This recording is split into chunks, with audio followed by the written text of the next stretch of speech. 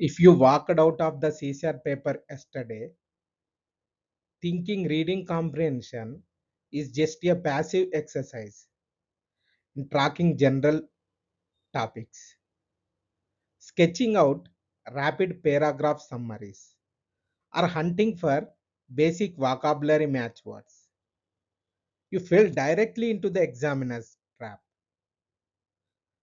Thousands of aspirants did not fail because they lacked English comprehension. They failed because they trusted familiarity instead of textual precision. The civil services community is already complaining, claiming that paper 2 has become completely volatile, lengthy, and unpredictable. But today, we are going to expose the real reason behind the timeline collapse. UPSC has officially executed the death of the summary mindset. What is the death of the summary mindset? The examiner deliberately stepped past loose general themes to test three uncompromising parameters. What are the uncompromising parameters? Those are structural inference mapping, inverse logic triggers, and categorical exaggeration filters. They didn't just ask you what a passage is loosely about. They checked if you can separate an explicit system cause from an outside moral assumption and see right through subtle phrasing shifts that make options look correct when they are completely broken.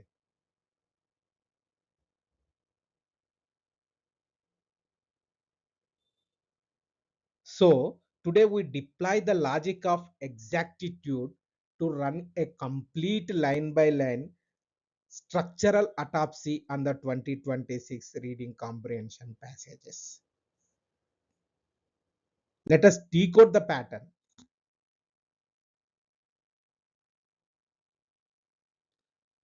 Those are categorical filters, word level exactitude. For that, we are taking case study number 1, that is the state art classification trap, that is Kalagram. This is the question number 6 and question number 7 of UPSC CSAT 2026 set A paper, that is Kalagram passage. Look at the cultural village passage in question number 7. This question shows exactly why loose semantic scanning will destroy your accuracy marks.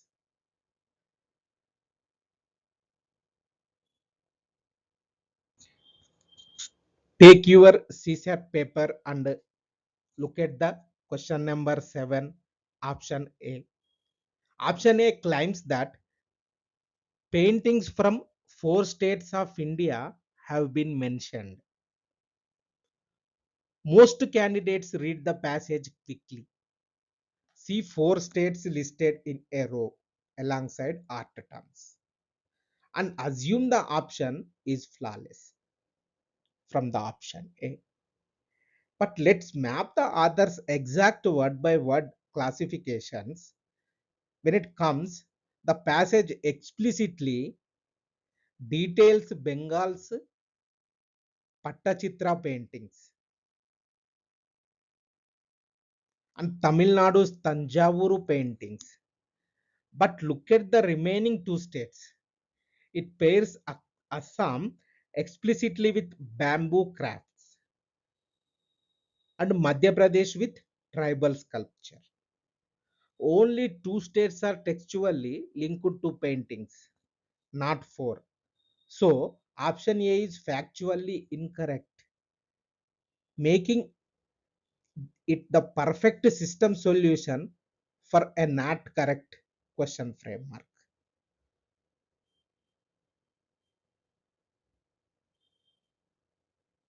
Only Bengal and Tamil Nadu were paintings. Painting from 4 states is not correct. That is the trap. You have to understand this type of traps.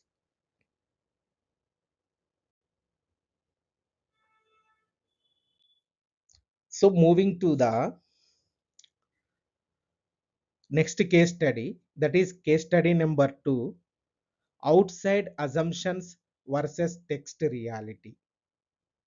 This is taken from value of sport passage from UPSC CSE CSAT question number 11 and question number 12 from set A.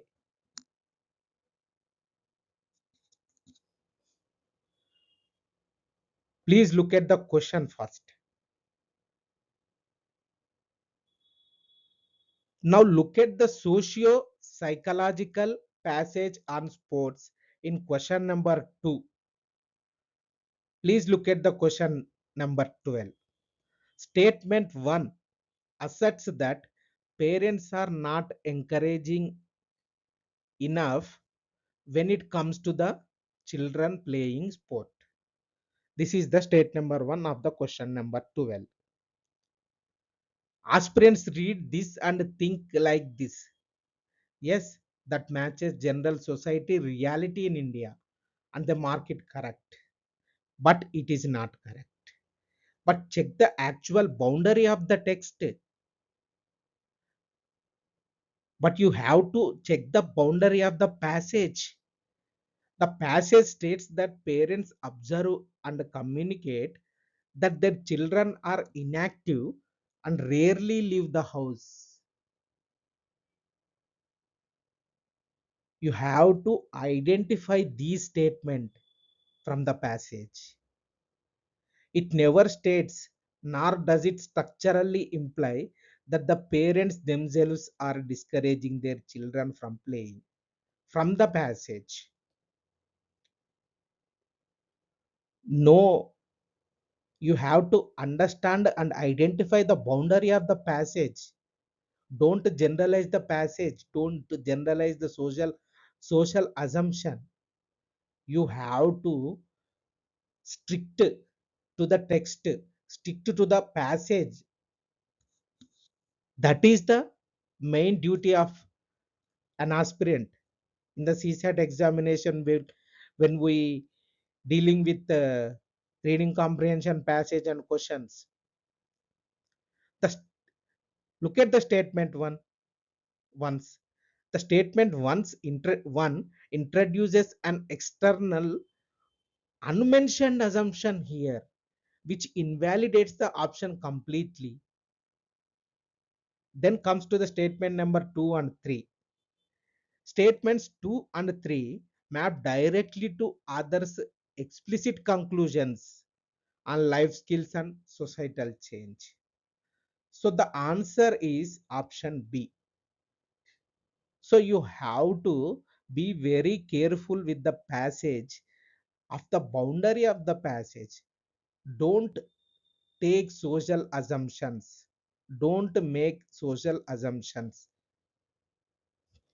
Don't generalize your opinion. Please stick to with the passage boundary. So we are moving to the inverse logic and structural reveals. What is this phenomena? Why is this necessary? Let's take with the case study number 3, that is single deflator fallacy and economic valuation. Please look at the question number 16 and question number 17 from the UPSC CSE CSAT Set A 2026 paper. Look at the passage and look at the question number 16 and 17. First of all, look at the question number 16. Let's look at the economic value deflation passage in question number 16. The author details that what the author details in this passage and question. The author details that utilizing a single deflator for inputs and outputs distorts reality, making a manufacturer look artificially productive when raw material costs drop.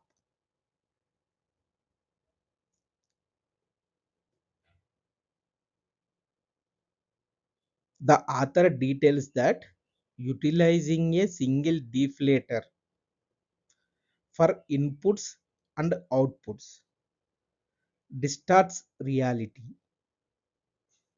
making a manufacturer look artificially productive when raw material costs drop.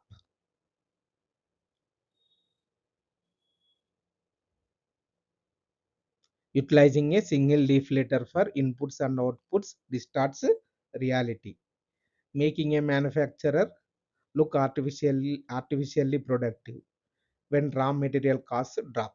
This is the passage.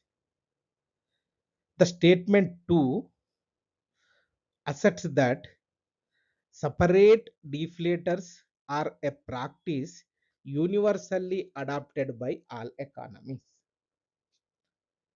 One is saying single deflator and another one saying double deflator, separate deflators.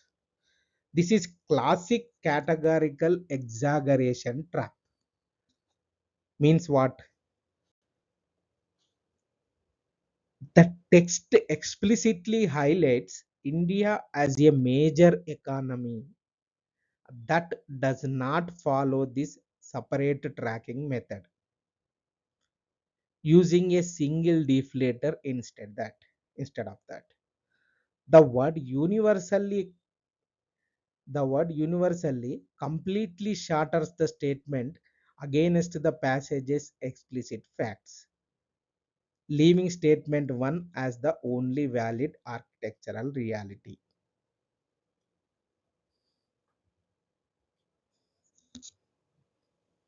Let me repeat it again. The text explicitly highlights what? India as a major economy that does not follow the separate tracking method. They are using a single deflator instead of separate tracking method. This is the thing.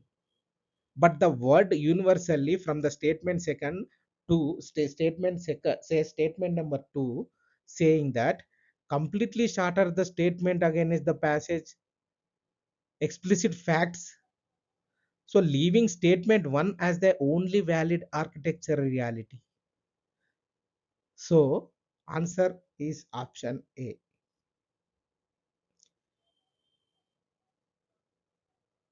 This is the semantic reversal. Double deflation means separate deflation. Question reversed the meaning. Then now look at the question number 17. Statement 2 claims that when input and output prices are deflated against the single index, it is referred to as double deflation. When input and output prices are deflated against a single index, it is referred to as double deflation. This is an explicit semantic reversal. The passage defines double deflation as deflating input and output prices separately, not forcing them both against in a single input price sheet. So the statement number 2 is structurally inverted. So the answer is option A. Let me repeat it again. Now look at the question number 17. In that statement 2 claims that when input and output prices are deflated against a single index, so it is referred to as double deflation.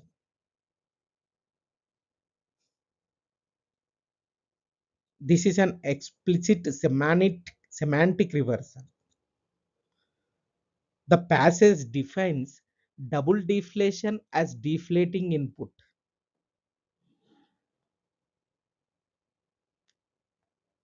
and output prices separately, not forcing them both against a single input price sheet. So statement number 2 is structurally inverted. So the option A is the answer. So look at the case study number 4, that is the attribute aggregation trap. Comes to the virology comparisons. This is the passage regarding virology comparisons. Look at the question number 26 and 28. Turn to the virology passage. Comparing the novelty of SARS-CoV-2 against decades of HMPV exposure. This is the virology comparison passage. Comparison between SARS-CoV-2 and HMPV exposure. In this passage, the author builds an intense contrast between the two. What the author builds is explicitly noting they belong to very different families with fundamentally different profiles regarding the two viruses. Look at the statement number 4 in the question 28. Please look at the please take the question number 28. Look at the statement number 4 in the question number 28. It asserts that one of the common factors between the two viruses is seasonal specificity. This is the common factor. So go back to the literal words of the text. Please look at the passage. The passage states that which is with strong seasonality seen in HMPV, unlike SARS-CoV-2. So look at here with carefully. The examiner took a specific parameter that explicitly belonged to one pathogen and tried to aggregate it as a shared common factor to catch readers who skim. So statement 4 collapses, locking your answer safely into the structural inferences of statements number 1, 2, 3. So option B is the correct answers. So you have to find the text from the passage and look at the statements which given in the past in before below the passage. Then you understand what is correct and what is wrong. The text here is saying that with strong seasonality seen in HMPV, unlike SARS-CoV-2, SARS-CoV-2. But statement is saying, what is saying in the statement? Common factors between the two viruses is seasonal specificity. So so you have to see the change in the passage and statement. So you have to take the passage. So statement 4 is wrong answer. So 1, 2, 3 statements inferences are correct. So the option is B is correct answers. So moving to cognitive mismatches and policy parameters. For this, we are going to take case study number 5, that is casual exaggerations, precision agri-tech models. Let's evaluate the agriculture technology passage in the question number 31. Please look at the question number 31 in set A 2026 UPSC CSAT paper. The text tracks India's initial use cases for AI and contrasts it with large scale data integration in the US and Europe.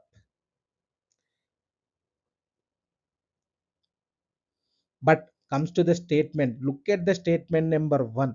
It claims that agricultural productivity has marched ahead in the West because of the economies of scale facilitated by the adoption of AI tools.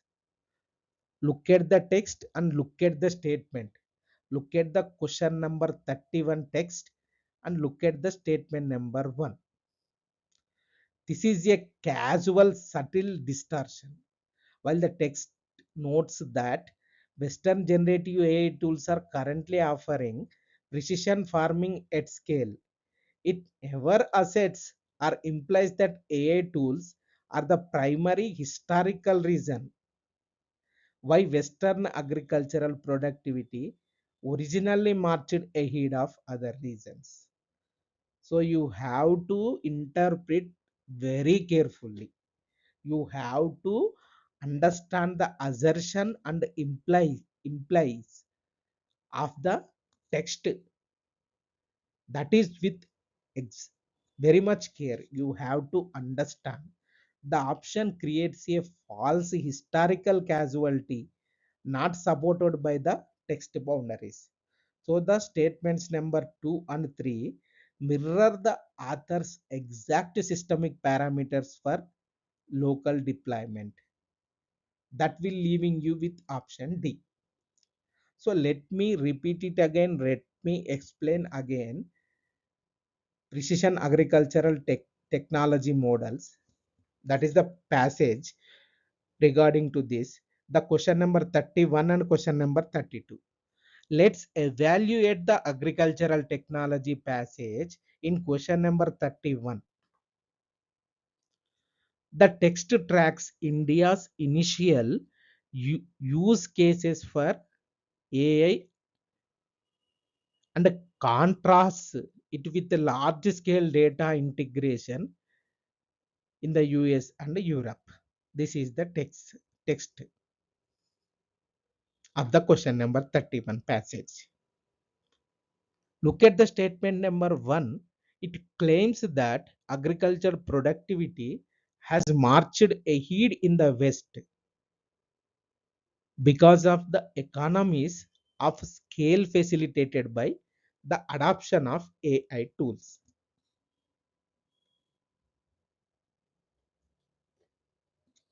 This is a subtle casual distortion. While the text notes that Western generative AI tools are currently offering precision farming at scale, it never asserts or implies that AI tools are the primary historical reason why Western agriculture productivity originally marched ahead of other regions.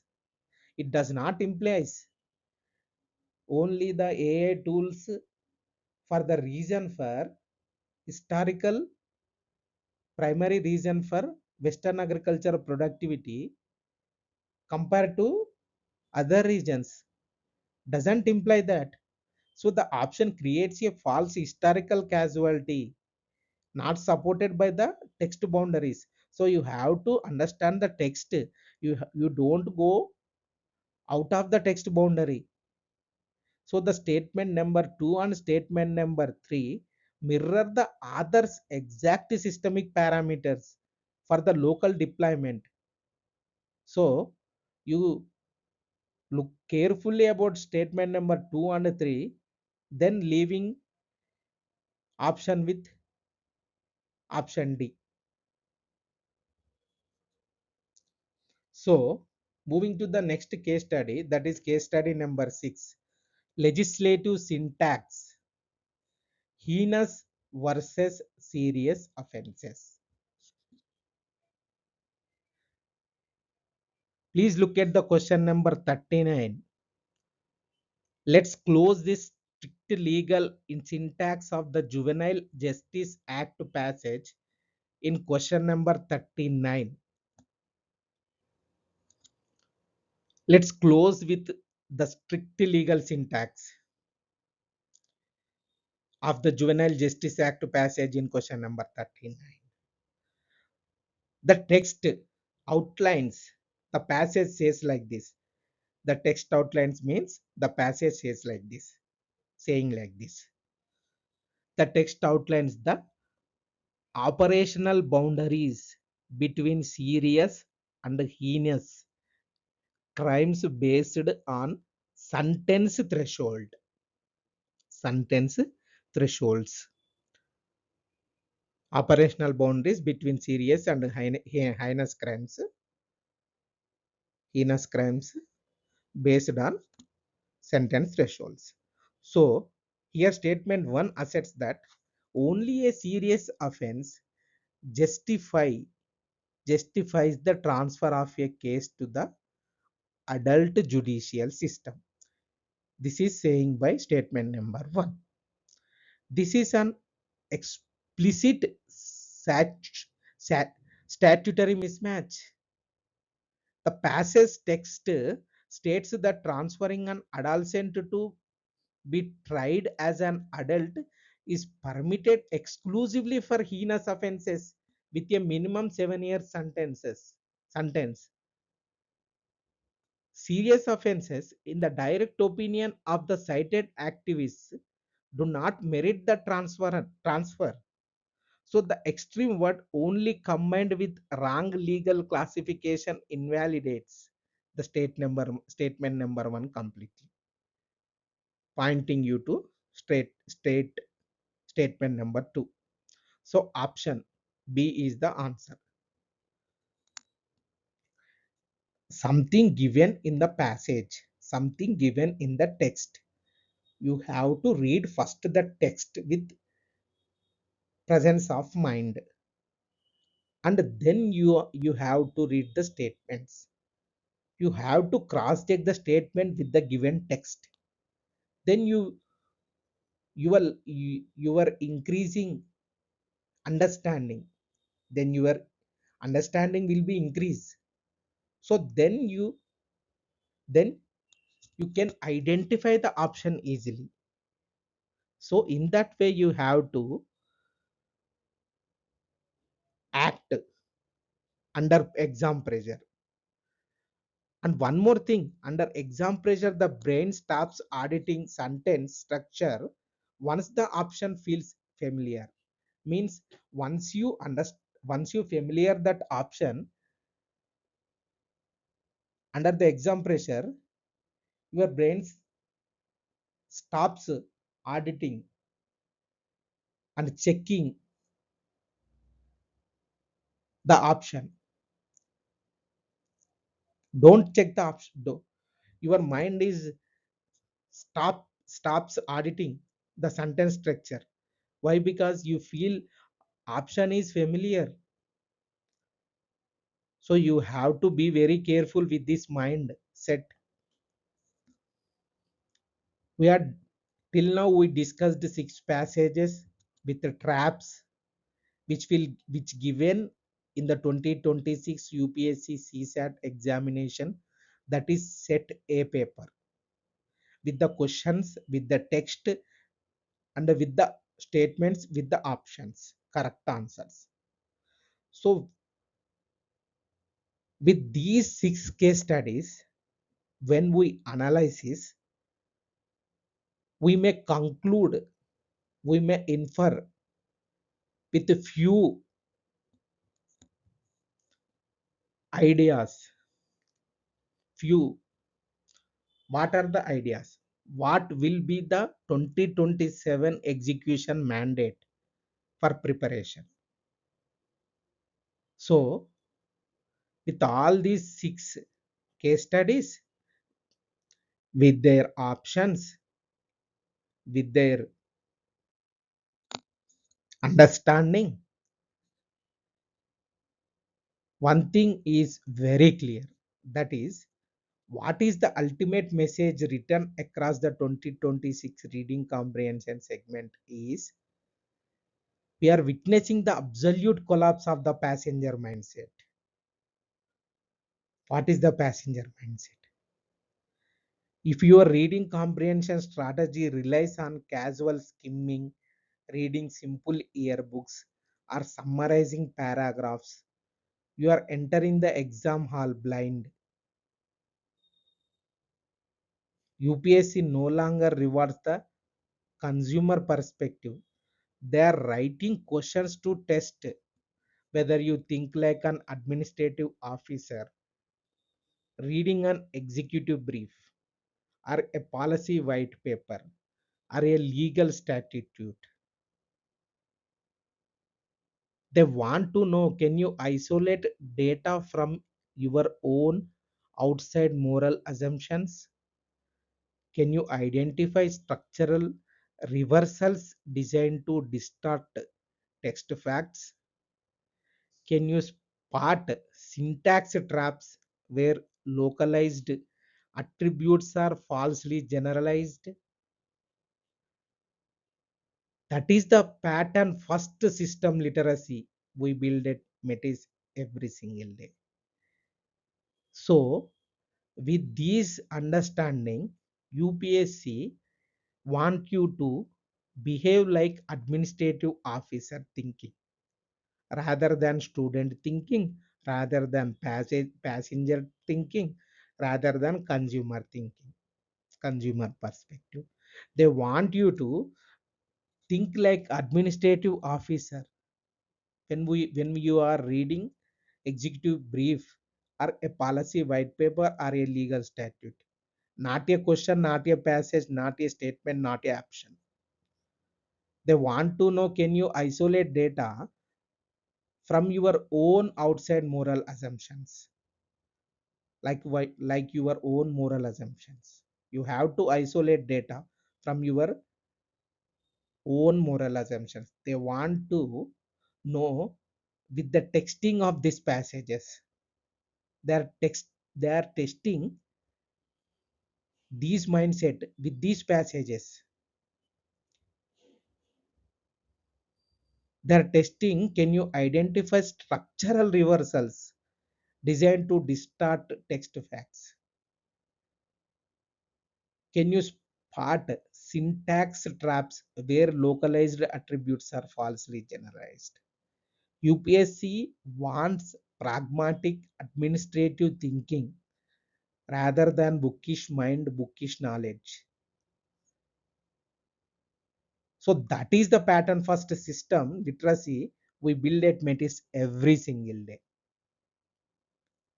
If this deep structural autopsy completely changed the way you view the CSAT challenge. The old reading comprehension is scanning type. The new UPSC is structural precision. We have now welcome to our growing community of over 27,000 analytical minds. We have now completely deconstructed the 2026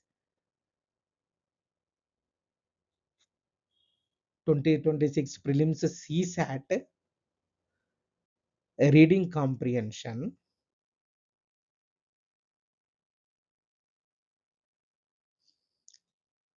paper 2 RC parameters. UPSC is no longer merely testing whether you can read quickly or not. It is testing whether you can think accurately under pressure. It is time to upgrade your execution for 2027. That much will be necessity. Necessarily, you have to do that execution or upgrade. I will see you in our upcoming course strategy masterclass.